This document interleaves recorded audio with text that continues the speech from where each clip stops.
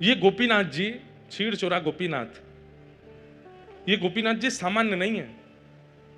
ये गोपीनाथ जी का स्वरूप स्वयं श्री राम जी के द्वारा निर्मित किया गया है। ये छीड़ चोरा गोपीनाथ कैसे? जब प्रभु श्री राम वनवास कर रहे थे तो कभी कभी लक्ष्मण जी को ज्ञान उपदेश करते थे, सीता जी से बैठ करके कुछ मधुर चर्चाएं करते थे। तो सीता जी बीच बीच में कभी कभी राम जी से बोलती, सब लोग इधर देखो, ध्यान से सुनो।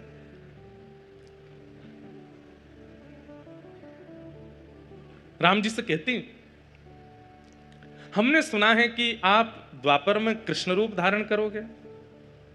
तो राम जी कहते हैं, हाँ कृष्ण रूप तो धारण करेंगे, और हमने ये भी सुना है कि आपके समस्त अवतारों में अत्यधिक सुंदर अवतार आपका जो होगा वो कृष्णावतार होगा, जिसके रूप को देख करके असंख्य गोपियां, असंख्य ब्रजवासी गण जहां से भी आप गुजरेंगे सब आप पर न्योछावर हो जाएंगे, ऐसा आपका रूप होगा, मैंने सुना है।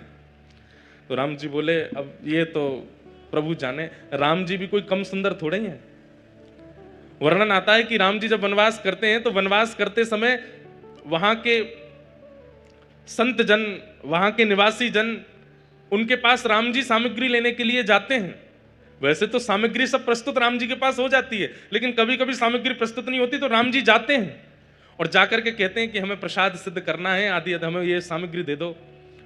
तो सूखी सामग्री, पक्की सामग्री, जो भी सामग्री देते हैं। अब उस काल में कोई बड़े बड़े व्यापारी तो होते नहीं थे, सब लोग सामग्री व्यय करते थे, उसका जो धन मिलता था उससे घर चलता था।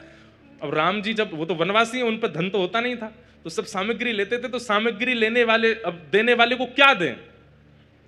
राम जी के पास कोई मुद्राएं तो है नहीं।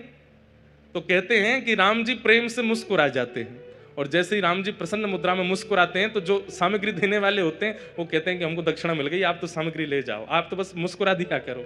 आप खुश हो जाते हैं, आप हंस जाते हैं, आप थोड़े प्रसन्न मुद्रा में हमको देख लेते हैं, हमको लगता है कि हमें सर्वस्व मिल गया। तो राम जी भी कोई कम सुंदर तो नहीं है, एक ही रूप है दोनों, लेकिन कृष्ण थोड़े चंचल ज्यादा है ना, इसलिए उनकी रूप माधुरी अद्भुत है। तो सीता जी बोली, द्वापर में आप कृष्णावतार धारण करेंगे और हमने सुना है कि वो कृष्ण स्वरूप बड़ा सुंदर होगा। राम जी बोले, अब कोई कम सुंदर है हम? बोले नहीं, सुंदर तो आप अभी भी बहुत हो, पर हमें लगता है कि अभी आप इतने सुंदर हो तो कृष्णावतार में और सुंदर, इससे सुंदर और क्या होगा, आप हमें दर्शन करा दीजिए ना।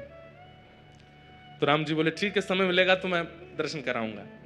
तो फिर राम जी नित्य जाते, एक गुफा में एक शिला है और उस शिला को अपने बाण से ही ठाकुर जी छेद छेद करके अपने द्वापर में प्रकट होने वाले रूप का निर्माण कर रहे हैं, स्वयं राम जी।